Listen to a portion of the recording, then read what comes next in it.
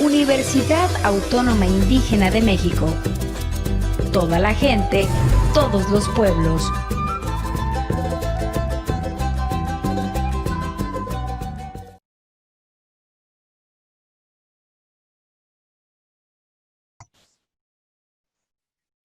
Buenas tardes, maestra. Muy bien. Ok.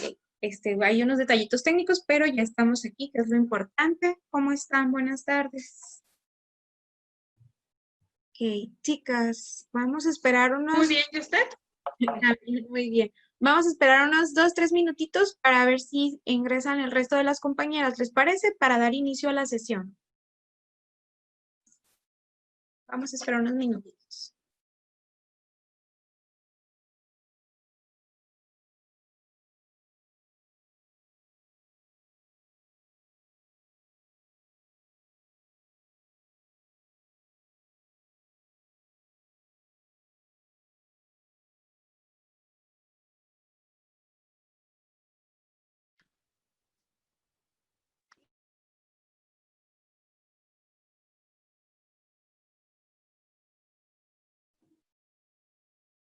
Bueno, en lo que ingresan el resto de las compañeras, ¿alguna duda, algo que comentar referente a las actividades?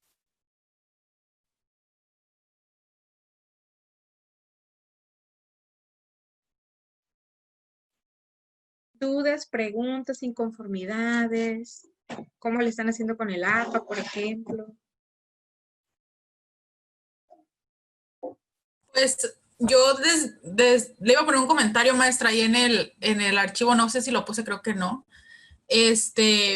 Porque yo batallé mucho para encontrar libros decentes para lo de entrevista. Había un chorro de artículos, de hecho tengo un amigo maestro que da esa materia, me pasó un chorro de antologías que él tenía, pero pues no las podía utilizar porque no traían la referencia, pues, y cómo lo hacía, ¿no? Entonces ahí sí batallé muchísimo en encontrar, ahora sí que documentos los cuales pudiera utilizar, ¿no? Eso, tal vez yo soy muy mala buscando, puede ser, pero sí batallé un chorro para encontrar material decente, pues había mucho, pero nada que pudiéramos utilizar bien. Y a veces nos pasa, por ejemplo, para detectar las fuentes confiables, pues para empezar tienen que ser fuentes que no tengan más de 10 años. De pronto nos encontramos materiales muy buenos, pero son del 90 y tantos. Entonces uno descarta porque esto se tiene que actualizar, tenemos que tener fuentes pues un poco más apegadas al año en el cual estamos transitando por esas cuestiones, o también no tienen el nombre, no tienen la fecha, o no viene la página del artículo de la revista, por ejemplo, etcétera, ¿no? Lo primero que debemos de hacer es identificar, ¿es un artículo científico, es de alguna revista, es un libro, lo tenemos en físico, digital? Todo eso se hace la referencia, vaya, de forma diversa dependiendo de dónde es nuestra fuente. De hecho, ahí en el manual que les envié, probablemente a lo mejor fue mucha información de pronto y se saturaron por todo lo que venía en el archivo, pero viene un manual y a lo último de ese manual viene cómo podemos referenciar cuando hace falta un dato. Por ejemplo, cuando no tiene fecha, cuando no tiene un autor. Y a veces se vale tomar una fuente que de pronto a lo mejor no tiene el año, pero no, si nosotros nos vamos a las fuentes de consulta que realizó esa persona, a lo mejor nos encontramos un 2012, 2015, y si esa persona revisó ese tipo de fechas, en ese momento de fechas, entonces es algo actualizado y ya pues por ahí nos vamos a ir guiando. Pero si ya cuando de pronto no tiene nombre de autor, no tiene la fecha, no tiene el título, pues entonces sí hay que desconfiar, ¿no? De igual forma, recordar que Wikipedia, El Rincón del Vago, todos estos, o los blogs que de pronto nos encontramos en la red, pues no tienen una calidad científica todavía. Entonces sí es recomendable ciertas páginas. De hecho, les voy a compartir una infografía ahorita por el grupo de vía WhatsApp. De algunos sitios a los cuales podemos recurrir, donde podemos descargar artículos referente a la información que necesitamos y que cumplan ciertos criterios y que son considerados como artículos académicos de confianza. ¿Sale? ¿Alguien más tiene alguna duda, pregunta referente a las actividades?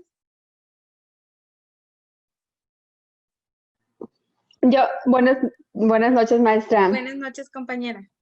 Yo tengo una duda sobre la tarea de ayer del ensayo. Yo vi que era hasta las 11 p.m., pero y me fui con esa hora y subí a las 7 de la tarde que lo subí, vi que estaba retrasada. Sí, Esa es mi de duda. hecho, por la cuestión de la pandemia y las actividades extras que se nos han aludido, que por ejemplo, que si somos maestras, que si somos mamás, y de pronto se vinieron actividades con las cuales normalmente no ejercíamos o no eran tan cargadas hacia nosotros, pues entonces decidí la cuestión del tiempo dar un plazo extra, ¿no? Pero sí también que no pase de una unidad a unidad. Por ejemplo, tenemos hasta el día de hoy, hasta el día de mañana para entregar ese trabajo y ya a partir de esta semana ponernos al corriente. Lo que sí de pronto sí me genera, les puede generar un poquito en la cuestión de la calificación, es cuando de pronto ya estamos en la unidad 3 y apenas me están entregando lo de la unidad 1. Entonces, Ok. por justicia, quien entrega a tiempo y hace su agenda y busca el espacio para hacer las tareas, pues sí, ahí sí puede haber una diferencia de calificación, pero pues por unas horas o unos días, un día, 2 días, por la consideración de la pandemia, no hay ningún problema, no se preocupe, su calificación no va a ser Ok. afectada por esa cuestión. ¿Alguien más? ¿Alguna otra Gracias. duda, chicas? Oiga, maestra, yo, bueno, no es duda, pero ahorita hablando sobre también en la plataforma, bueno, aquí donde yo vivo, se supone que es la misma hora de Sinaloa, y yo me he fijado que está 2 horas adelante la plataforma, y Ah, tenemos el mismo horario. ok, voy a comentárselo a la maestra Clarisa, la verdad no lo había notado, lo voy a comentar con la maestra, para que ella ahí avise a soporte técnico, porque también les puede afectar a ustedes en ese sentido las cuestiones de las entregas, o a lo mejor en otras materias o en otras actividades que ustedes tengan. Ok, ¿algo más que aportar, chicas? Maestra, yo hice la infografía, pero la estoy corrigiendo. Para que no me la revise, pues hoy la Muy bien. subo. O Sí, de hecho mañana. ahorita es la misión, revisar como hasta ayer era el límite, hoy voy a ponerme a revisar los pendientes, y luego aparte que tenía un diseño pendiente. Maestra, Mande. pero esa infografía que menciona Edna es referente a esta unidad que vamos a ver apenas, ¿no? Es sí, Ah, ok. es de la unidad 2, la infografía. Ah, es de la 3, perdón, sí, cierto, estoy No, confundida con sí, la otra ajá. materia. Sí, es referente a esta información. Lo que pasa es que la compañera Edna administra los tiempos y a veces se nos adelantan Ujú. en las tareas y sí, pero la infografía es la unidad 3, ya recordé. Maestra, casi me voy de espaldas en la silla cuando dije, ¿cuál? Sí, es que Yo estoy en dos también. materias y No, no, es sí es de la unidad 3. que con el servicio no me alcanza el tiempo y los fines de semana trato de avanzar, pues entonces Sí, mejor. y eso es parte de organizarnos como adultos, ¿no? Y profesionales también, es organizarnos los tiempos. Y esa es una ventaja de la modalidad virtual y de que ustedes tengan acceso a todo el contenido desde la plataforma, que ustedes van a su ritmo, van a su tiempo y sobre todo que también pueden consultar algo externo, aparte de las clases que nosotros tenemos de forma sincrónica. De hecho, las clases son muy amenas, es poquito lo que nosotros alcanzamos a ver por el poco tiempo que tenemos. La idea es sembrar la duda, el interés para que el estudiante pues también de forma autodidacta, desde sus responsabilidades, busque más información, como mencionaba la compañera. Tuve que recurrir a otro maestro, tuve que recurrir a lo mejor a más libros, más artículos que me apoyaran a completar la información que necesitábamos. Esa es la idea. ¿Alguien más, chicas, referente al tema? Maestra, en la actividad de la unidad 3 leí que íbamos a realizar como una entrevista, pero vamos a subir fotografías y videos, ¿verdad? Sí, fotografía o video como evidencia, de hecho ahorita lo vamos a comentar. No se me asusten, no es una entrevista muy elaborada. Entiendo también que muchos están resguardados en casa, que pues tienen esta cuestión de la medida del aislamiento social.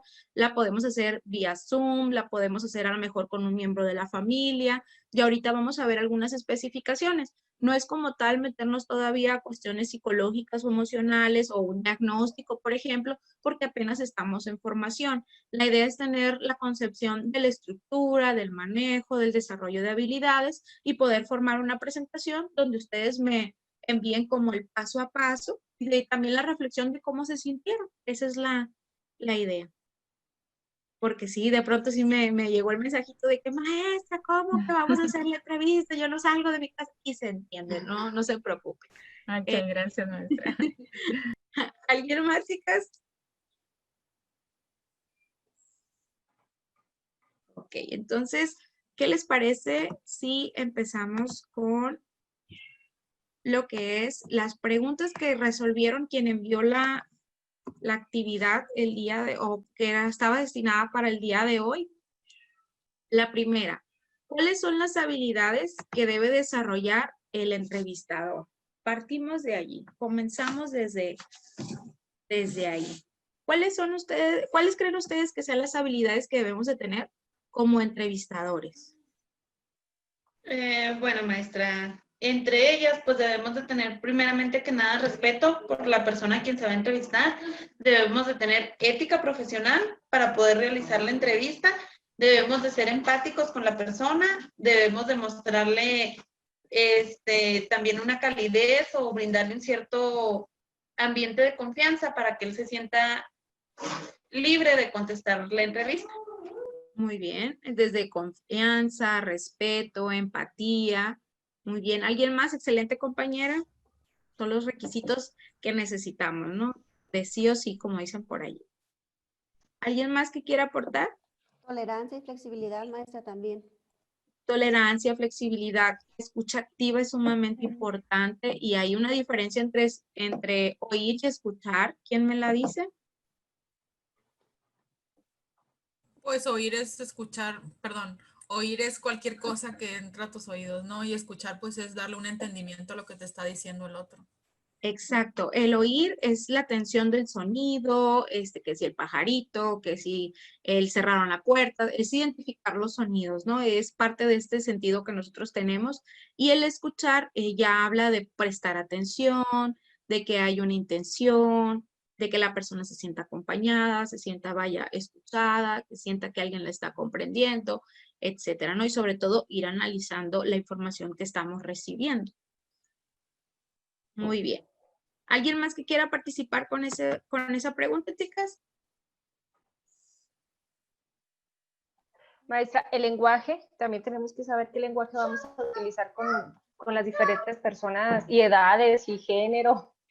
Y, por ejemplo, hubo un tiempo que yo estuve en el sistema de penal y de pronto las personas que estaban allí no entendían a lo mejor cierto tipo de palabras. Entonces tenemos que a veces implementar palabras coloquiales, tenemos que saber su nivel de estudios, su cultura, el contexto en el cual están viviendo, cuál es el tema prudente para hablar y también respetar cuando esas personas, independientemente del área donde se encuentren, cuando ellas no quieren aportar referente al tema, ¿no? Sí debemos de ser muy respetuoso de ellos porque a veces como entrevistador somos como muy exigentes y buscamos la manera. Sí, a veces necesitamos la información, pero hay que saberla pedir también y también entender que a veces puede ser el momento, pero también en otras ocasiones esa persona no está dispuesta, no hay una disponibilidad y pues simplemente va a evadir el tema y vamos a estar de una forma cíclica. Entonces podemos buscar otra información que también nos aporte a la entrevista. Muy bien. Ahora, ¿cuáles serán las consecuencias de, por ejemplo, si una persona, el entrevistador, no cumple con alguna de las habilidades? ¿Qué puede pasar? ¿Qué puede detonar en ese momento? Pues quizá que no tenga éxito en la entrevista o que no logremos establecer una conexión con las personas, que los entrevistados se sientan incómodos. Exacto. Y es muy común, por ejemplo, en el caso de ya cuestiones de violencia, también de pronto los niños, hay que saber cómo abordarles. A veces como adultos caemos en esta parte del adultecrismo de que yo mando y siéntate y quédate ahí y no te muevas y contéstame y etcétera. Entonces, esa rigidez que de pronto toman los adultos si llega a tensar, a generar estrés o simplemente el niño se aísla y no quiere brindar información. Muy bien. ¿Alguien más que quiera aportar referente al tema? Pues cuando la entrevista no obtiene el propósito o el objetivo, cuando algo falla en el entrevistador, no se cumple en su totalidad con el objetivo que se plantea al inicio. Exacto. ¿Qué pasa si yo no cumplí con el objetivo? Se me olvidó cuál era mi objetivo de entrevista, simplemente pregunté por pregunté, me cayó muy bien la persona, incluso bajé esta parte de la barrera profesional, empaticé demasiado. ¿Qué puede pasar en ese momento? Pues que no se obtengan los resultados deseados. Y que de pronto llegamos a casa, nos sentamos en nuestra computadora, tenemos que redactar un informe y sorpresa, no tenemos la información que necesitábamos. Y nos va a pasar, o sea, puede llegar a pasar que de pronto a lo mejor vamos muy emocionados, es que tenemos que hacer un diagnóstico comunitario, vamos a entrevistar a varias personas y vamos con todo el ímpetu, ¿no? Y de pronto doña Carmelita, la de la esquina, nos dio mucha información y terminamos platicando, jijiji, jajaja, pero quisimos redactar un informe porque su participación era muy amena, pero resulta que no va de acuerdo con los objetivos, o no me dijo la fecha de la comunidad, no me dijo cuál era el nombre del líder comunitario, temas o información muy necesaria para poderlo elaborar, pero pues estuvo muy sabrosa la plática. Entonces, eso es bien importante, diferenciar cuándo deja de ser una entrevista y se convierte en una conversación, en una plática, o en esta parte donde ya se nos olvidó el propósito profesional que llevábamos y retomamos información que de pronto a lo mejor no nos va a servir. Y ahí se gastó tiempo, esfuerzo, probablemente la persona ya no esté dispuesta a una segunda entrevista o también ya no va a tener esta rigidez, esta validez porque ya hubo una estructuración previa, ¿sale? Muy bien. Ahora, la pregunta es, ¿con qué habilidades contamos? Aquí viene la parte interesante. ¿Con qué habilidades contamos? ¿Cuáles quisiéramos desarrollar? Etcétera. Nos llegó el momento de sincerarnos un poquito. Ojo, sin sentirnos, sin sentir esto agresivo. Al contrario, esta parte es para ver cómo podemos desarrollar esta clase y dar algunos tips que nos puedan funcionar. Yo en maestra, usted. Bueno, mi área de oportunidad, va a ser la manera de retroalimentar al paciente a veces no sé cómo decir las cosas, las pienso y todo, pero al momento de externarlas no sé si sean claras o se malinterprete un poco mi manera de pensar. Esa es lo que considero mi área de oportunidad. Excelente. Lo demás de la escucha activa y todo eso y ser prudente y todo, sí tengo esas cualidades. Muy bien, eso, me gusta que se sientan seguros, ya que con ello vamos a desarrollar esto. Muy bien, ¿alguien más, compañeras? Gracias, compañera. Yo, maestra, yo con lo que batallo, pues yo realmente por mi trabajo tengo desarrolladas muchas competencias, pero en lo que le batallo es que quiero contestar por ellas. Sí, sabe cómo le batallo mucho y estoy trabajando en ello, pero luego le trato de ayudar con la respuesta, en eso le batallo, pero estoy trabajando para mejorarlo.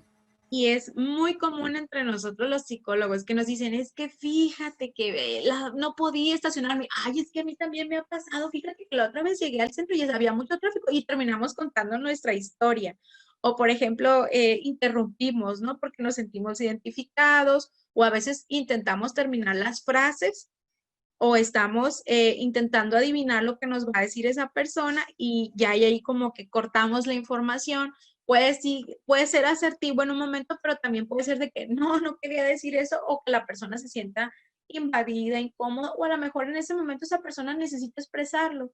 Y si nosotros estamos acotando la información, interrumpiendo, pues va a sentir cierta inseguridad o una frustración. Va a llegar un momento que nos pueden decir, ¿me dejas hablar? Porque sí nos pasa mucho y más cuando tendemos a comunicarnos de una forma muy rápida, que nos desesperan los espacios de tiempo en silencio. A veces me ha tocado que el silencio suele ser funcional. A nadie nos gustan los espacios de silencio. A veces yo puedo quedarme callada y por ahí una compañera va a querer salvar la calificación, va a querer salvar la clase y va a intentar participar. Entonces, ¿por qué? Entonces, en la entrevista es muy funcional a veces quedarnos callados y la persona de la incomodidad del silencio tiende a hablar. A lo mejor no la información que necesitábamos, pero al menos hay una respuesta, una disponibilidad por continuar la entrevista. ¿Sale, vale? ¿Alguien más, compañeras? Gracias, compañera Diana. ¿Alguien más? Yo puse que mi área de oportunidades. ¿No me escucha? Se me cortó. Ay, no sé si sea mi red. ¿Podría repetirme, compañera? Disculpe. Mi área de oportunidad sería el contacto visual, es decir, ser una de oportunidad esa, pero creo que sí puedo contener mucho el contacto visual con las personas. Muy bien. El contacto visual es muy importante porque nos hace sentir atendidos. Cuando esa persona me está mirando o simplemente a veces cuando estamos... Por la confianza, más que nada, no es para y por ejemplo, las personas, pero para transmitir confianza. Así es. Vamos empatizando un poquito con esto. Por ejemplo, cuando nos da vergüenza expresar algo o es decir que estamos molesta o molestos por algo, a lo mejor con mi pareja, con mi familia, con mis alumnos, tendemos a esquivar la mirada porque nos apena o estamos frustrados o de pronto no sabemos identificar la emoción. En la entrevista es muy similar. Cuando estamos, por ejemplo, nuestro contacto visual en el celular, o en nuestro computador o en el techo, probablemente es porque estamos denotando que estamos incómodos y esa persona puede interpretarlo también como que estamos desinteresados.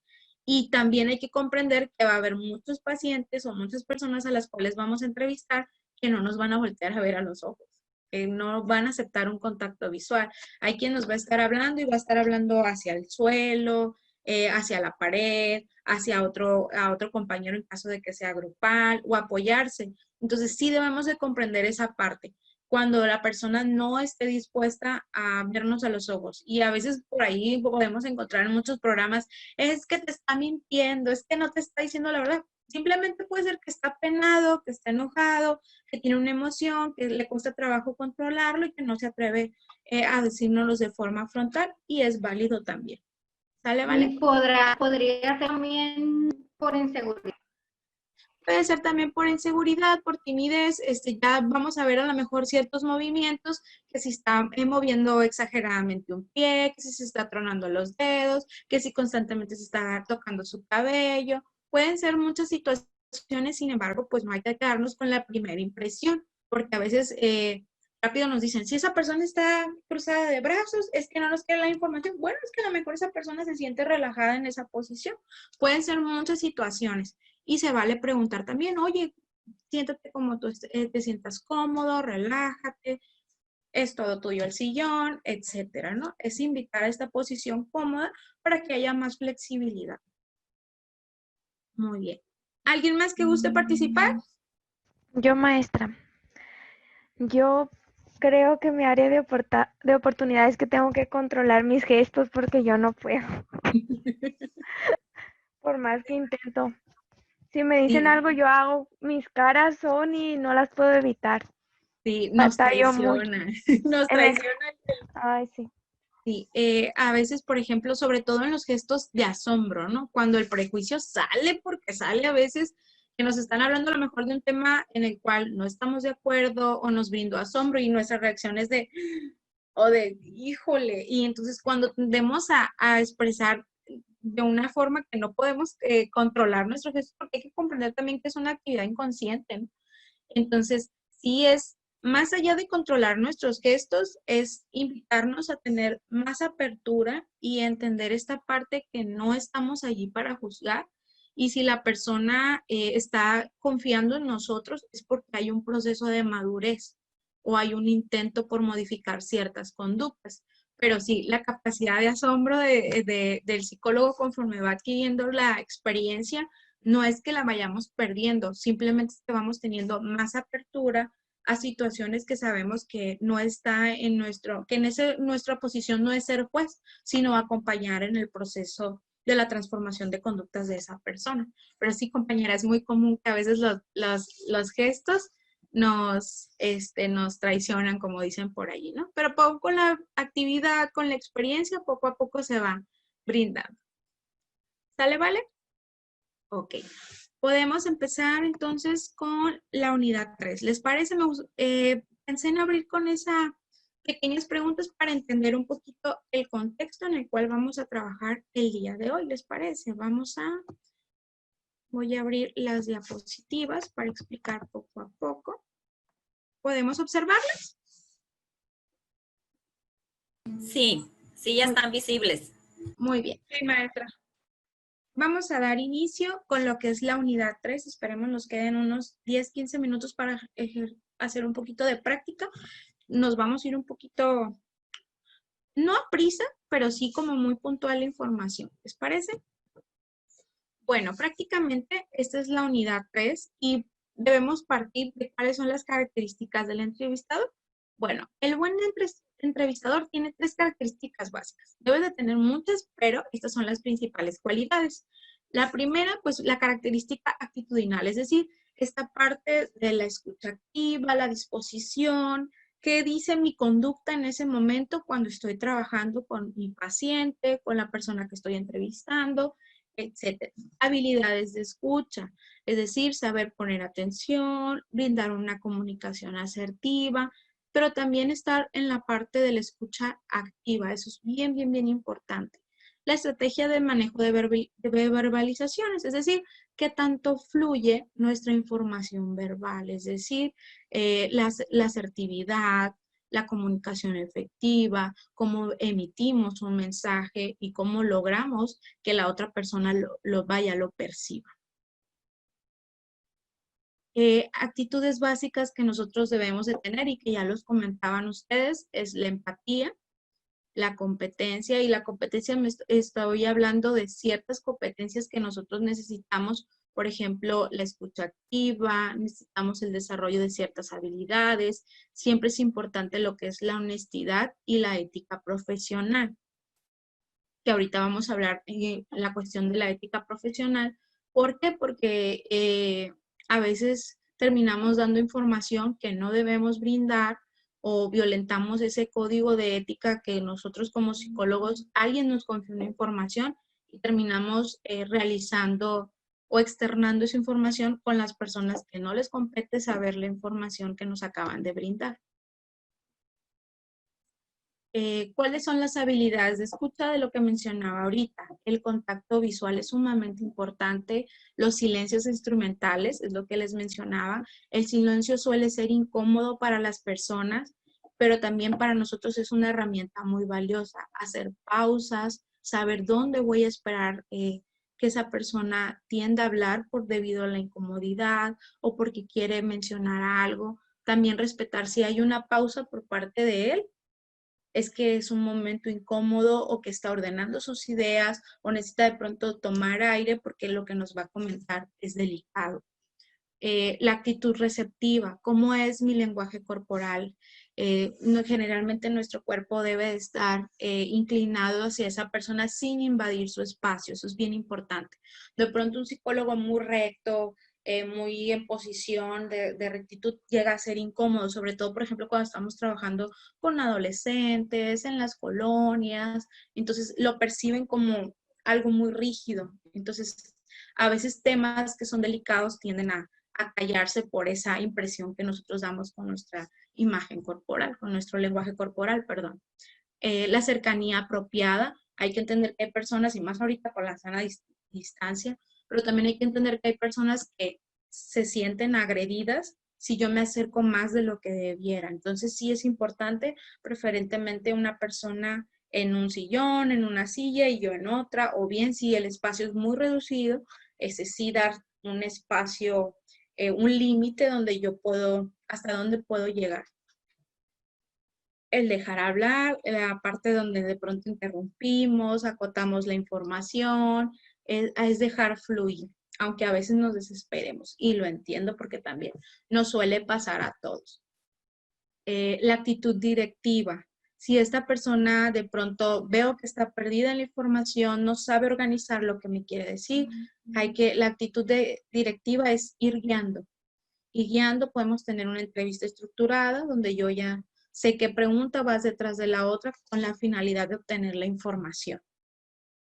Y algo bien, bien importante, hay que preguntar lo necesario, pero no hagamos de una entrevista un interrogatorio. ¿Cuál es la diferencia de una entrevista a un interrogatorio? El interrogatorio es, quieras o no quieras, se va a realizar. es cuando ya se ejerce cierta presión, es casi obligatorio. Entonces hagamos la entrevista algo ameno, algo que la persona se sienta confiada, algo que nos tienda a relajarse y se preste la situación para nosotros obtener la información que necesitamos. Pero si estamos ejerciendo presión, tienes 5 minutos para contestarme. Entonces prácticamente esa persona va a decir, no, no es aquí, no necesito, o me va a mentir en cierta información que yo necesito. ¿Cuáles son los beneficios de la escucha activa o la incondicional, ¿no? El entrevistado logra progresivamente una sensación de relajación, es lo que comentábamos ahorita, baja la barrera, baja esta parte donde de pronto tenía miedo, a lo mejor es nuestro primer encuentro, segundo encuentro, y sobre todo, por ejemplo, cuando las personas no están ahí de forma voluntaria, a lo mejor mamá lo llevó, la esposa, el esposo, etcétera. Crece en él el deseo de seguir hablando de sí mismo. Cuando, por ejemplo, un adolescente nos llega a sesión y ve y siente que tú estás captando, que está captando tu atención, esa persona va a fluir. Más si es alguien que está acostumbrado al adultcentrismo, esta parte donde tú no importa, se hace lo que yo digo, el hecho que tú lo atiendas con paciencia, con flexibilidad, estos son nuestros acuerdos, ¿qué te parecen? E incluso que esas personas también hagan las reglas, hacerlas en conjunto, nos facilita este proceso. Se logra ver la situación desde una óptica distinta y aquí es cuando vaya a generar un reflejo de la información que él me está dando. Probablemente al momento de escucharse, cambie la opinión. O bien, si esa persona está enfocada en la parte negativa o de pronto brindar una parte positiva, puede también generar esta perspectiva. Es capaz de aceptar progresivamente los estados de ánimo o pensamientos previamente rechazados. Aquí es una habilidad que nosotros necesitamos entender y hacerla saber, ¿sale? Permite clarificarse a sí mismo. La persona de pronto nos va a decir, es que no encuentro las palabras, es que no sé lo que siento. Y es simplemente, dímelo como me lo quieras decir. Y poco a poco se va ordenando la situación. Y yo creo que todos hemos tenido ese sentimiento de que no sabemos si estamos enojados o estamos tristes o estamos confundidos. O a veces decimos, es que amanecí de malas, pero ¿qué pasó? Es que no sé, simplemente. Y es poco a poco vamos dando esa información. ¿Cuáles son las habilidades comunicacionales? Y dentro de estas están las estrategias de manejo de verbalizaciones. El evaluador es una persona responsable del manejo de la verbalización propia y del paciente, es decir, en nosotros está también cómo nos vamos a comunicar. Por ejemplo, si yo sé que de pronto la persona es muy colérica, muy agresiva, no voy a generar un detonante porque muy probablemente reaccione de esa forma si yo lo propicio. Entonces, ¿qué tengo que hacerlo? De forma amena, respetuosa y siempre recordando que es una entrevista y no un interrogatorio. Está demostrado que la conducta del entrevistador condiciona la del entrevistado. Por ejemplo, si tenemos a un paciente que es agresivo, que de pronto ejerce violencia familiar, violencia de género, y tú eres mujer y eres la persona que vas a entrevistar, ¿qué pudiera pasar? ¿Qué creen que pueda pasar? Para empezar, si somos mujeres, puede haber un rechazo al género, una incomodidad, o simplemente que aminore. ¿Y quién eres tú? Y estás muy joven. Por ejemplo, me pasa mucho, es que eres bien joven. Y me tiran así como que, no sabes, no voy a hablar contigo, tráiganme a alguien más. Entonces, ahí también la importancia de no emitir un juicio. Y hacerle ver que estamos en la parte profesional o bien solicitar a alguien de otro género para que pueda llevar a cabo la entrevista con la intención no de confrontar, porque imagínense que en ese momento yo me ponga a confrontar, ¿qué es lo que puede pasar? Puede ejercer incluso violencia sobre nosotros. Entonces, puede haber una... Ajá. Eso es bien importante. Por ahí tengo un amigo que me dice, yo ya tengo mucha experiencia en los consultorios y él atiende a pacientes de adicciones. Entonces es bien curioso porque tú entras a su consultorio y lo primero en cuanto él abre la puerta, se observa su silla. Me dice, es que por si hay una situación de violencia, yo tengo mi huida fácil, me dice, puedo salir inmediatamente. ¿Por qué? Por el tipo de paciente que maneja, etcétera, ¿no? Y eso también son medidas de prevención para nosotros como profesionales. Y es que poco a poco vamos adquiriendo herramientas, pero sí, prácticamente de nuestra conducta, nosotros podemos ir guiando en esa parte y debemos de comprender también hasta dónde llegan los límites y hacerlo siempre de una forma respetuosa, amable, independientemente si hayamos tenido un mal día. Tenemos que controlar eso como profesionales. Y pues entender que nuestra misión ahí son dos cosas importantes, preguntar o informar. Son esas dos situaciones y no se nos debe de olvidar como profesionales. Estrategias para mantener una comunicación con el entrevistado. Aquí viene lo bueno. Lo primero es, siempre debemos de tener que tiene que ser esto acorde al objetivo que les convoca a ambos. Es decir, la persona sabe por qué está allí, qué necesitamos. Y eso va a hacer más fácil las cosas y también es muy común que, por ejemplo, con los adolescentes que no tienden a querer ir de forma voluntaria, pero es que le vas a decir a mi mamá, pero es que le vas a decir a mi papá, o me engañaste, siempre sí le dijiste. Entonces tenemos que saber tener la comunicación asertiva tanto como con el padre de familia como con el adolescente o el niño según sea el caso. O por ejemplo, en el caso de las parejas, hay información que el esposo nos puede decir, no le digas a mi esposa o viceversa, ¿no? Entonces también tenemos que ser respetuosos de eso. La técnica especular o de eco. En lo verbal se expresa como una frase similar a la dicha por el entrevistado. Es decir, vamos con una repetición de su última frase, sobre todo cuando se quedan pensando en qué estábamos. Y es repetir la última frase que dijo, retomamos y empezamos nuevamente a darle continuidad. Darle la palabra, esta es la técnica de apoyo verbal más común basada en frases dichas. Continúe, por favor. ¿Qué más se le ocurre al respecto? Sí, ya entiendo. Siga así, si usted lo desea. Continuemos, etcétera. No son pequeñas frases que cuando de pronto se perdió la información o está ordenando su información para poderlo decir de la mejor forma, son frases que nos pueden ayudar en ese momento.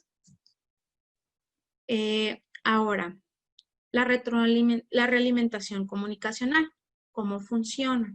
Bueno, la que es informativa se trata de repetir lo que el paciente nos ha dicho para asegurarnos de que hemos entendido bien. Es el parafraseo, es reflejar lo que él me dijo. La realimentación del comportamiento, cuando le decimos al otro las reacciones que producen sus palabras o sus comportamientos. Aquí ya nos podemos basar en las conductas, en las emociones, te noté molesto, te noté incómodo, etc. La realimentación sobre la reacción de las personas no prejuzga al otro, ni le atribuye sentimientos e intenciones determinadas. Por ejemplo, si yo le digo, oye, te noté molesto cuando dijiste esto, ¿estás de acuerdo? ¿O cómo te sentiste? Porque probablemente yo diga que está molesto, pero a lo mejor la persona simplemente no siente lo mismo que yo lo percibe de forma distinta a lo mío. Y eso es importante siempre averiguar. Ahora, la eficacia de lo que es la realimentación. Aquí viene algo bien importante. Es más descriptiva que valorativa. ¿Qué quiere decir esto? Es para obtener información, no para decir está bien o está mal el paciente. Es solamente para nosotros entender si me dijo o si entendí lo que esa persona intentaba decir. Concreta y no general, es decir, no nos vamos a expandir. A veces en la realimentación termina hablando más el psicólogo el doble del tiempo que lo que el paciente realmente hizo. Es resumen, es muy corto y es contundente. Tener en cuenta las necesidades del otro, es decir, respetar espacios, tiempos, pausas. A veces pensamos que se va a hacer en 1 hora, en 20 minutos, 15 minutos, hay que dar el espacio suficiente. Se refiere a comportamientos que pueden ser se refiere a comportamientos que se pueden modificar según sea el caso. Se contrasta por lo que se recibe y se da un momento oportuno y lo antes posible. Es decir, para eso también hay tiempo, no es nada más, porque hay diferencia entre realimentar y interrumpir. Son dos cosas diferentes. Por ejemplo, en la realimentación yo estoy parafraseando o estoy complementando lo que mi paciente me está diciendo. Y en la parte de interrumpir es ya brindar mi historia, es contarle algo que a mí me pasó, o es simplemente que esa persona pierde la información que me quería dar. ¿Cuáles son las técnicas? La de señalamiento, interpretación y aterrizaje en paracaídas, por ejemplo. El señalamiento, el entrevistador pretende evidenciar el problema del paciente. Él mismo ha verbalizado sin tomar conciencia de ello. Por ejemplo, es que me molesta mucho cuando sale con sus amigas. Y a lo mejor para él es una situación cómoda, es una situación rutinaria, de pronto no lo ha hecho consciente y es válido. ¿Por qué le molesta? ¿Cuál es su malestar? Etcétera, ¿no? Es buscar la manera. Tampoco es decir, es juzgar, ¿no? Es simplemente buscar con un porqué o con hacerlo consciente, la persona ya va a entender la situación. La interpretación es establecer causas y consecuencias de los hechos narrados. El aterrizaje en paracaídas, el examinador toma conciencia de que el paciente no está planteando un tema que es necesario tratarlo. Es decir, a veces cuando la evasión nos evaden algo que nosotros necesitamos o simplemente, o como coloquialmente decimos, ¿no? Se salió por la tangente, preguntamos algo y nos evadió de tal manera y nos podemos encontrar pacientes muy manipuladores que nos van a sacar la vuelta 1, 2, 3 veces y ahí necesitamos tener las habilidades para tomar el control y dar y tener esta parte directiva.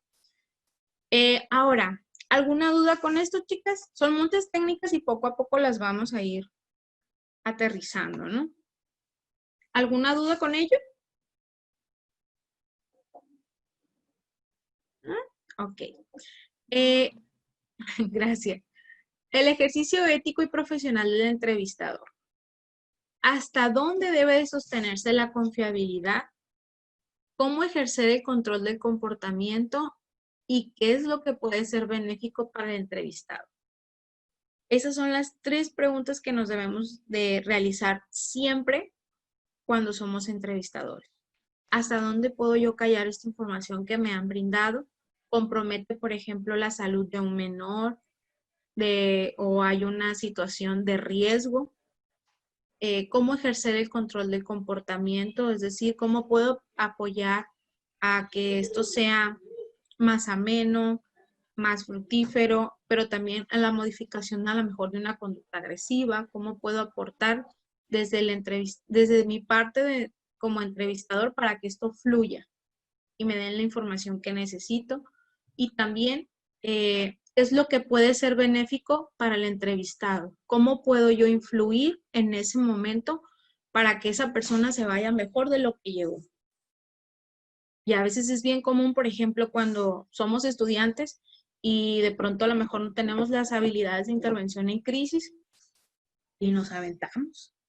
Y de pronto detonamos ahí una situación, hablamos de duelo, a lo mejor esa persona tuvo la confianza y nos platicó de un suicidio en la familia, de una violación, de situaciones que de pronto a lo mejor todavía no estamos capacitados para abordar y no supimos cómo manejar la situación. Y a veces es muy común cuando vamos a las comunidades.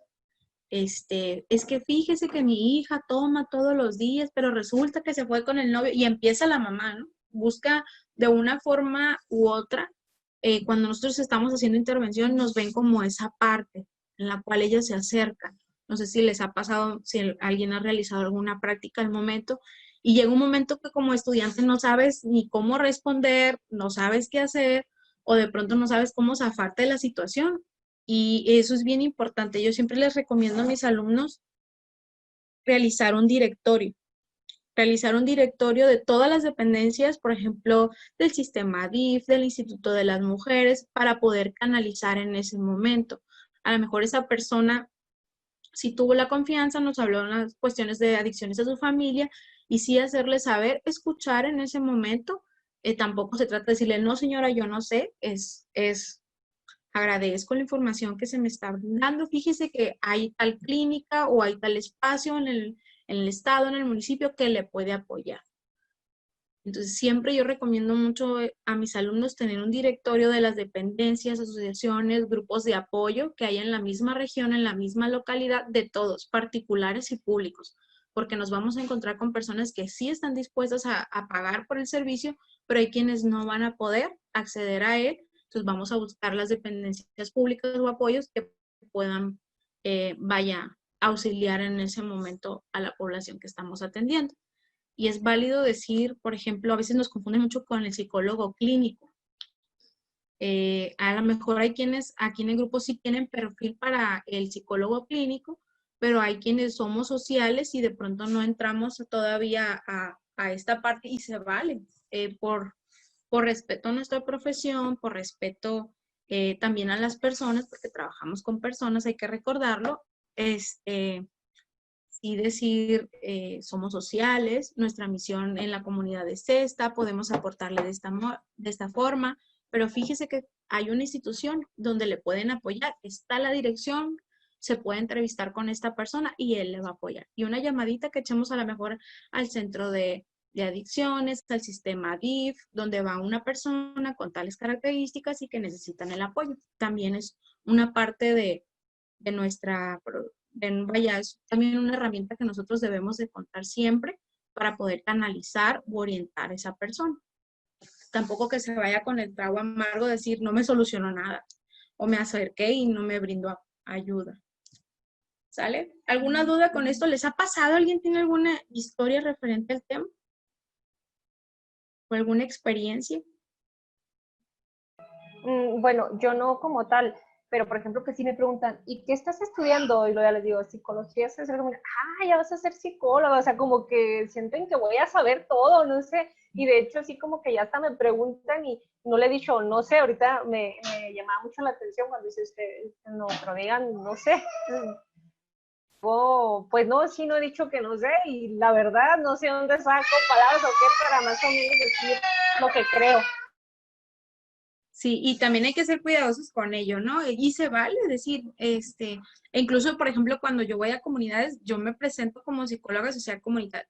¿Qué hacemos los psicólogos sociales comunitarios? Empiezo a decir, como decimos en mi rancho, me pongo el guarache antes de espinarse, como dicen. O sea, antes de que la persona entienda que yo soy un psicólogo clínico, porque esa es la perspectiva que tienen la mayoría de las personas, entonces yo les explico, bueno, nosotros podemos ayudarles en apoyarse, a organizarse en su comunidad, en hacer diagnósticos comunitarios, en intervenciones, y ya con eso las personas tienen una idea de lo que nosotros hacemos. Pero pues también dentro de nuestras áreas es la gestión. Entonces, ¿qué puedo hacer? Canalizarla o bien gestionar un psicólogo que le pueda ayudar en la parte clínica, ¿sí? Y hay quien va a tener a lo mejor su diplomado, su curso, su curso en intervención en crisis y puede abordar a lo mejor esa temática en ese momento. Y hay quien va a decir, no, yo nada más me dedico a lo social comunitario y generar un límite. ¿Sale? Muy bien. ¿Alguien más que quiera comentar algo al respecto?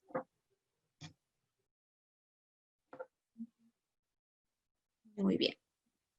Ahora, dentro del ejercicio ético y profesional, el entrevistador no debe excluir a los entrevistados con base en su origen étnico, raza, sexo, religión, edad. Y esto es muy común. A veces nos encontramos con personas, es que yo no hablo tal idioma, no hablo tal dialecto, les dicen, incluso es un idioma. Entonces, sí es importante saber a quién vamos a entrevistar, cuál es su origen étnico, de pronto si ejerce alguna religión, tener una edad y saber qué edad tiene para nosotros adecuarnos. Y también se vale decir, bueno, es que a lo mejor yo no hablo tal idioma, pero tengo un compañero que lo habla y que puedo canalizarlo con él. ¿De acuerdo? Esa es la parte. Y, por ejemplo, si nos vamos a encontrar a lo mejor lamentablemente con profesionales que ejerzan discriminación. Entonces, de pronto, es que yo no me gusta trabajar con niños. Así no hemos escuchado, no me gusta trabajar con niños. No es que los adolescentes son bien batallosos. Entonces, una cosa es que no te guste trabajar y otra es que no tengas la capacidad para hacerlo. Entonces, si a mí me gusta trabajar el rubro de los adolescentes, bueno, me voy a esforzar, me voy a capacitar, voy a buscar técnicas, Entonces, no se trata de si nos gusta o no nos gusta. A lo mejor tuvimos una mala experiencia y nos basamos con eso. Entonces, bueno, a lo mejor no me fue tan bien, pero voy a buscar técnicas a lo mejor en artículos, en revistas, con otros profesionales, en videos, en algo que me pueda funcionar para en un segundo encuentro, a lo mejor con un adolescente, me vaya mejor. ¿Sale? Eso también es bien importante. Yo siempre les digo a mis alumnos, especialícense en algo, pero no pierdan la capacidad de diversificarse, porque la capacidad de nosotros atender a mayor diversidad son mayores oportunidades de empleo para nosotros también, y sobre todo de ser agentes de cambio. Por eso siempre les digo, actualícense en todo, estén a la vanguardia, porque, por ejemplo, ahorita la cuestión de los derechos de los niños, niñas y adolescentes. Entonces, esta parte del adultocentrismo, si nosotros nos vamos a generaciones de 6, 7 años atrás, son muy diferentes los derechos, la perspectiva de los derechos de niños, niñas, adolescentes a los que tenemos hoy. Entonces, sí necesitamos actualizarnos para poder apoyar en ese proceso a las personas. Ahora, referir a las personas a recibir tratamiento psicológico cuando así lo ameriten. Por ejemplo, se acercó la señora en la comunidad, entonces, ¿qué hago yo? Le invito a que acuda con un profesional en el área clínica o según el área que le compete. A lo mejor nos van a decir, es que fíjese que mi hijo no sabe leer y escribir y ya tiene 9 años. Bueno, lo vamos a canalizar con un pedagogo, con un psicólogo educativo, según sea el caso. ¿Sale? El entrevistado tiene derecho al tratamiento. Si yo detecté alguna situación de anormalidad, de una patología o hay ciertos rasgos, es prudente enviar a esa persona a la institución competente. Por ejemplo, si yo noté ciertos rasgos, a lo mejor la persona no sabe la fecha en la que estamos, no, su realidad ni siquiera es consciente de ello. Entonces, claro que yo voy a solicitar a una institución que venga a la atención o igual a un familiar, etc. Tener el grado de competencia que se requiere. Hay que ser honestos. Este es mi trabajo, esta es mi función, hasta aquí estoy capacitado. O, por ejemplo, a veces nos pasa que nos quieren, ¿cómo les podré decir? Quieren que atendamos situaciones que ya a lo mejor son de psiquiatras o de psicólogos clínicos y es válido decir, hasta aquí llega mi entrenamiento con el cual yo cuento en este momento, pero puedo canalizar a tal área, ¿no? Y bien, si quiero ejercerlo, pues hay que entrenarnos, hay que educarnos en el aspecto para poder brindar un mejor servicio y sobre todo de calidad y por respeto a las personas. Practicar solo dentro del campo que nos compete, que esto está muy ligado. No ejercer la entrevista en los casos de que sus habilidades puedan estar afectadas. Si yo no me siento competente todavía, sí hay que limitarnos a realizar. Y por ahí viene la pregunta clásica que nos hacemos todos los estudiantes. Bueno, y entonces si no practico, ¿cómo voy a aprender? Bueno, hay que apoyarnos. Yo siempre les recomiendo a mis estudiantes, por ejemplo, hagan el servicio. Hagan el servicio con alguien que entreviste, dependiendo de las habilidades que nosotros queremos desarrollar. Yo siempre les digo, tienen que ser bien curiosos, pegarse con las personas que a lo mejor tienen un poco más de experiencia y es así como vamos aprendiendo. Y sobre todo ser responsables que si voy a ejercer una entrevista, que me la supervise alguien. ¿Sí me explico? Y poco a poco vamos desarrollando las habilidades, proporcionar al entrevistador la información necesaria acerca de la forma y el funcionamiento de la entrevista. ¿Se acuerdan de las fases de las entrevistas? ¿Cuántas son? 3. Tres. ¿Cuáles son?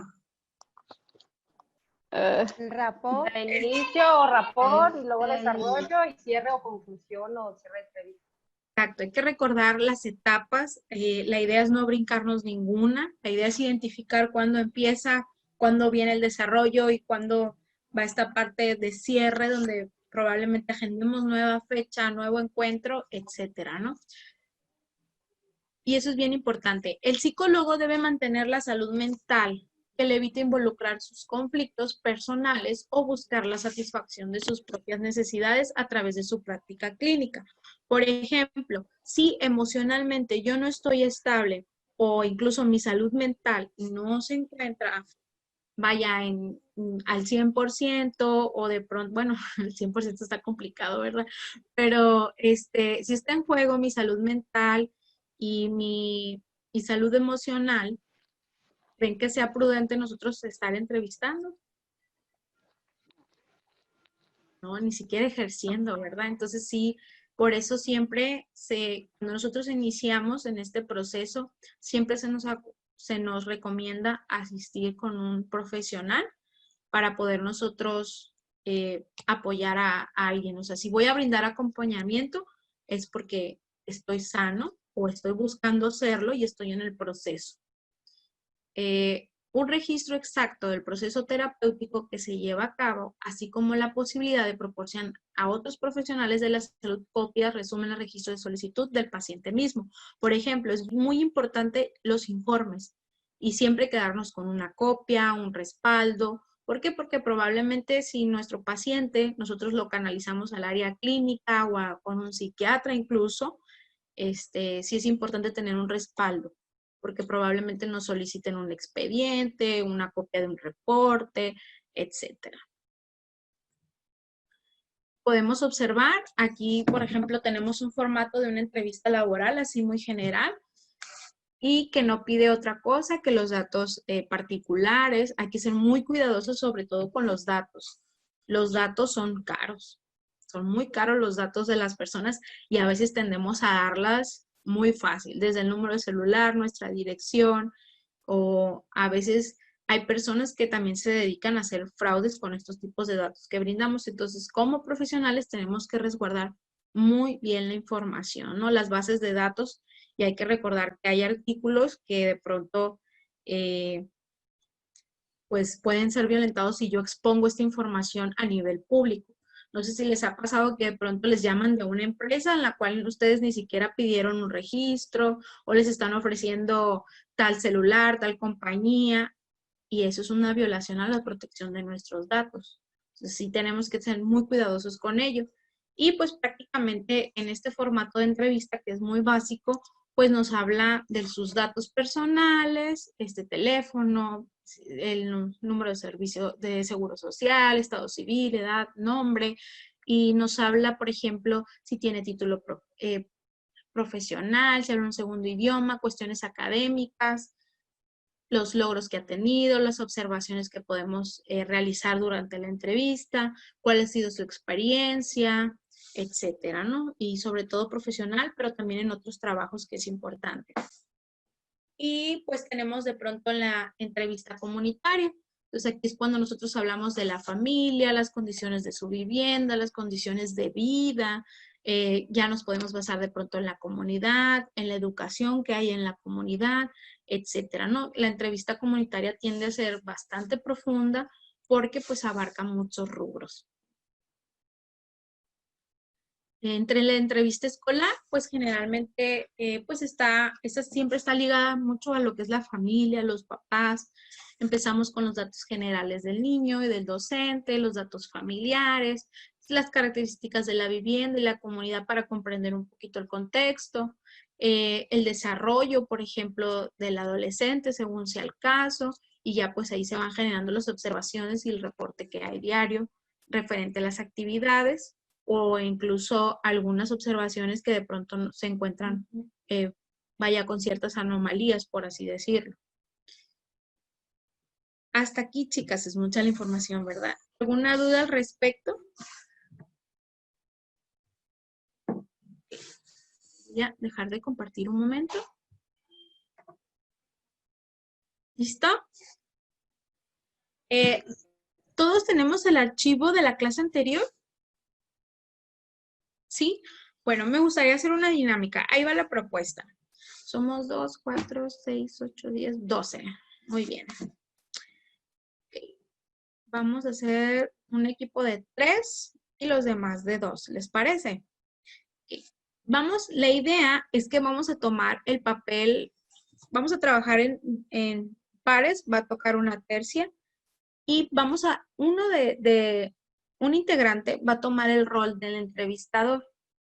Ojo, la entrevista no va a ser a profundidad, son unos minutos, incluso Mi propuesta para el tema, pues es la situación de la pandemia, porque yo creo que es lo más general que podemos abordar todos, de los cuales estamos pasando. Entonces, es propuesta, cada quien decide. Vamos a elaborar 5 preguntitas básicas. Hay que tener cuidado con la cuestión de duelos, experiencias que hayamos tenido, hay que ser respetuosos de ellos, sobre todo por la modalidad que es virtual, la lejanía, etcétera. Entonces, vamos a elaborar las 5 preguntas y vamos a escoger una de las técnicas de las cuales estuvimos analizando. ¿Recuerdan el archivo pasado? El parafraseo, ¿sí las recuerdan? Las voy a proyectar, aquí las tengo.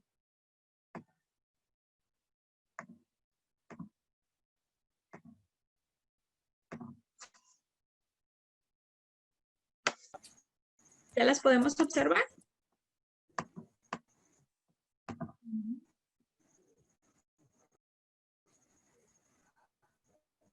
Aquí están. ¿Las podemos observar, chicas? Sí. Ok. Muy bien. Vamos a seleccionar una de estas estrategias y vamos a tratar de realizarlas como entrevistador. Vamos a hacer 5 preguntas a la persona y vamos a utilizar esta técnica, ya sea el resumen al final, la clarificación, el reflejo, la paráfrasis, la autorrevelación, la inmediatez. La idea es que, por ejemplo, la más básica es la paráfrasis. Hacer las preguntas y al final, vaya, como la propia palabra lo dice, parafrasear o explicar lo que nosotros entendimos con nuestras propias palabras. ¿Qué les parece?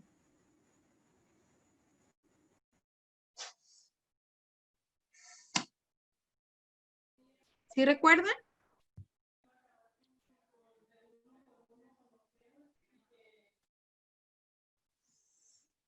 Se me corta la señal. Ok. Listo. ¿Les parece si hago los equipos? Sí, maestra. Va de nuevo la información, porque a lo mejor nos confundimos. Vamos a hacer 5 preguntas. Una de las personas va a asumir el rol del entrevistador y la otra persona va a ser el entrevistado. Vamos a hacer la técnica de paráfrasis. En esa nos vamos a concentrar, ¿les parece? De paráfrasis. ¿En qué consiste la técnica de paráfrasis? Es decir, con nuestras propias palabras, lo que hemos entendido. Es esta parte de regresar la información según entiendo lo que usted me comentó para ver si nosotros entendimos. Y esa es escucha activa, ¿sale? La idea es que durante la entrevista lo hagamos no tan profundo, pero que sí tengamos información para ver cómo andamos con la escucha activa. ¿Les parece? Y la verbalización también.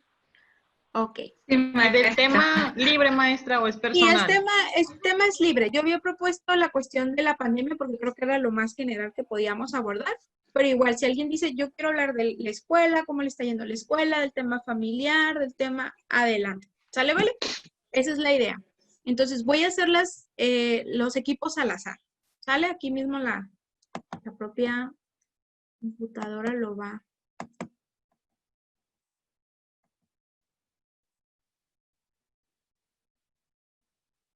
Y vamos a ver si se logra. Listo. Vamos a ver.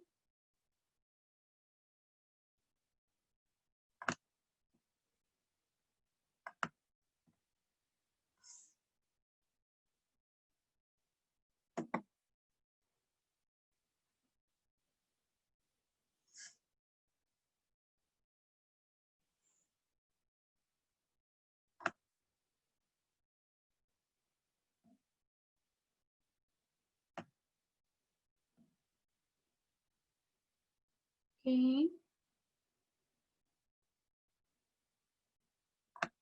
Listo.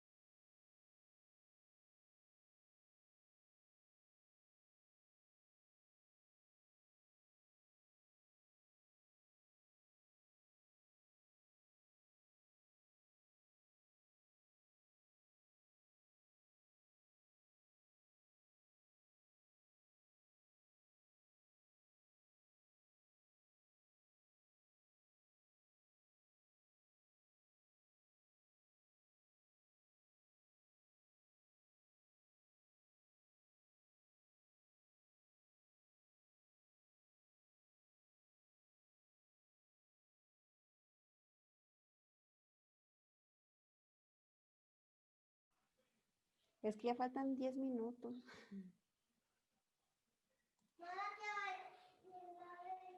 Está bien, mi amor. ¿Tienes bebés? Sí, tengo 2. 2 bebés. Están chiquitos. El niño tiene 3 y la niña tiene 6. Oh, están pequeños. Sí, están pequeñitos. Ujú. Tú sí has de batallar para tenerlos tranquilos dentro de casa. Sí, mucho.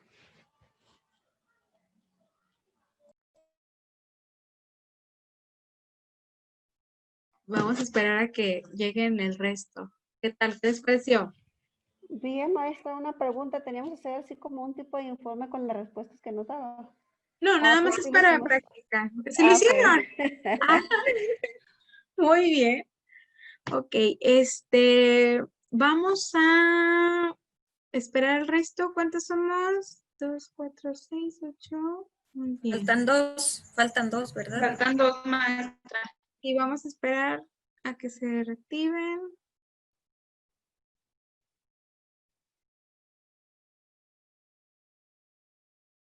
¿Quiénes nos faltan?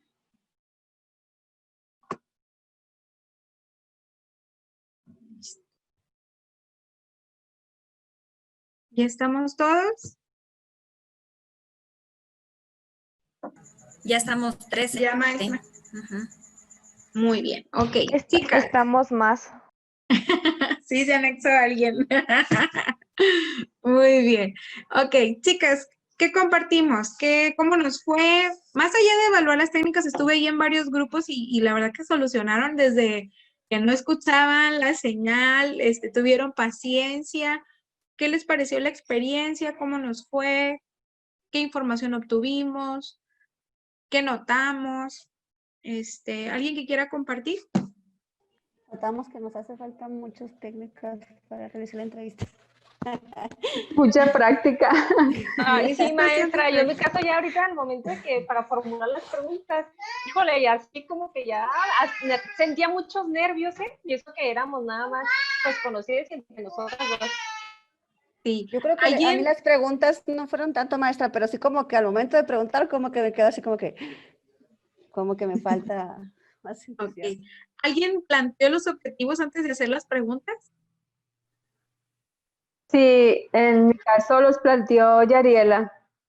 Sí, esa es la regla, acuérdense que es la regla número 1 de la entrevista, para no perdernos. ¿Alguien terminó hablando de otra cosa que no era la intención de la entrevista? Blanca también me planteó los objetivos y yo terminé hablando de otra cosa que no era la entrevista. Suele suceder. Muy bien. ¿Alguien más, compañeras? Okay. ¿Qué tal la experiencia? ¿Cómo nos fue? ¿Pudimos lograr la paráfrasis? Cuando nosotros realizamos el intercambio o cuando expresamos lo que estábamos entendiendo, ¿correspondía con el mensaje que nos estaba dando esa persona? Maestra, en el caso de nosotros sí se logró, pero bueno, yo siempre he sido nerviosa y ahorita que se realizó la entrevista, era virtual, nos estábamos viendo por medio de computadora y aún así, o sea, yo no puedo controlar muy bien mis nervios. Ok, muy bien. Eso se va dando con la práctica, poco a poco, la cuestión de la lectura, por ejemplo, enriqueciendo nuestro vocabulario, comenzar a detectar lo que son las muletillas, generalmente o de pronto a veces el sonido que hacemos porque queremos buscar la información. Entonces, poco a poco, esa es cuestión de práctica que se va dando. ¿Quién fue entrevistador? Levanten la mano, por favor. ¿Quién asumió el rol del entrevistador? ¿Cómo les fue? Pues yo siento que bien, pero yo hablo hasta por los codos, maestra, entonces eso no es como que mucho problema, o sea, como estoy muy acostumbrada a estar con gente y para tratar de no ser siempre, entonces yo siento que esa parte no, pero lo cual es un problema si no lo controlas, ¿no? Porque al final pasa de que la entrevista me la hago yo sola, ¿no? Entonces la parte ahora está en detenernos un poco ahí. Muy bien. ¿Alguien más que quiera compartir? Sí, yo también dije, pues la pandemia, y como es maestra, entonces empecé a a preguntar sobre cómo se sentía, cómo se desarrollaba en su trabajo, cómo trabajaban con los alumnos, la respuesta de ellos, de los padres de familia. Entonces ya por las respuestas que me iba dando, yo iba pensando la pregunta para darle seguimiento pues a lo que yo quería sacar, ¿verdad? Que más que nada lo que quería sacar era que ella expresara cómo se siente ella ante esta situación de la pandemia. Pues no es fácil, ¿verdad? Para nadie en realidad es fácil. Entonces creo que sí logré el objetivo que yo quería. Muy bien. Que se Compañera, comunicaran. ¿le sirvió saber el contexto en el cual se desenvuelve su compañera?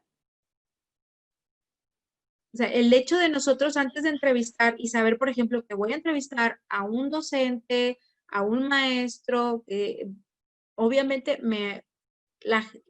generar... Sí, siempre la información previa creo que es bien importante en este caso, porque ya sabes a lo que vas, como ustedes mencionaron, los objetivos. Y yo creo que estudiar el campo a donde voy, al área donde voy a ir, como que te refuerza tu seguridad para que tú sepas qué es la información que tú quieres sacar. Y si tienes que conocer el entorno, yo creo que bien al menos. Eso sí, yo creo que sí, eso me benefició a mí en conocer a la compañera. Sí, y como psicólogos sociales siempre funciona. El tener una idea al contexto al cual voy, siempre nos da puntos a favor porque sabemos por dónde vamos a abordar. ¿Qué pasa cuando voy en blanco? Que me dicen, oye, vamos a tal comunidad, pero no sé ni cuáles son sus características, ni con quién me voy a entrevistar, no sé si es hombre, si es mujer, si tiene tal edad, si habla español, si sabe leer, si sabe escribir. Entonces también por eso tenemos que tener ciertas habilidades para poder adecuarnos dentro de la diversidad. Pero sí, siempre conocer el contexto o las particularidades de las personas a las cuales vamos a entrevistar es un plus para nuestro trabajo. Muy bien. Ahora, ¿quiénes fueron entrevistados? Okay. ¿Cómo se sintieron? Yo quería tomar el papel de entrevistador y quería quitarle su papel, porque como yo estoy acostumbrada nomás a ordenar, entonces yo como que le quería ayudar a lo que ella tenía que hacer. Ok. De pronto había una frustración por querer hacer la parte del entrevistador. Sí. Y nos vamos a mí también me pasa lo mismo, maestra. Sí, nos vamos a encontrar. Y sí. Y también quiero apoyar. Sí, suele pasar. También me gusta.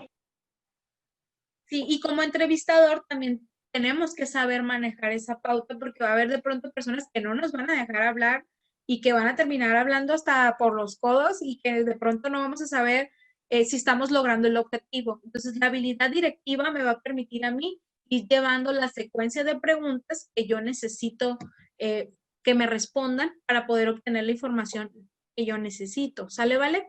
Ok, chicas, las actividades de esta semana, así rapidito porque nos quedan 2 minutos, quisiera compartir, que me compartieran más de la experiencia, pero pues también los tiempos no nos dejan mucho. Nos quedan 2 minutitos así rápido para hacerles saber las actividades por cualquier duda que exista. Igual, ya saben, mi contacto ya lo tienen el teléfono celular, a veces tarda un poquito en contestar, pero trato de contestarles lo más rápido posible, ¿sale?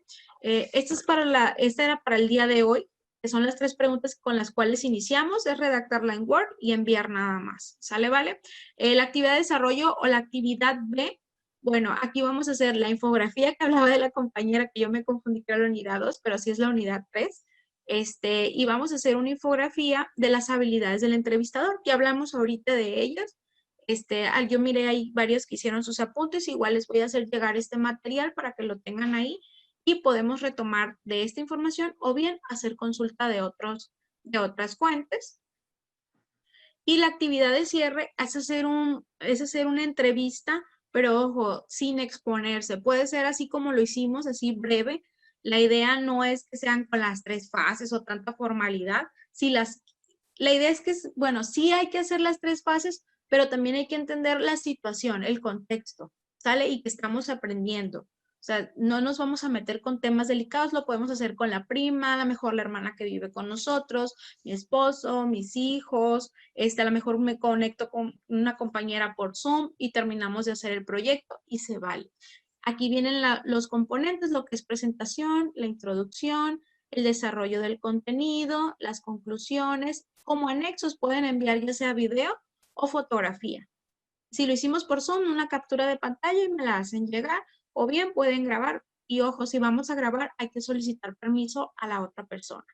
¿Sale? Eso es bien, bien importante. Si él no está de acuerdo, no grabamos y nada más tomamos una fotografía.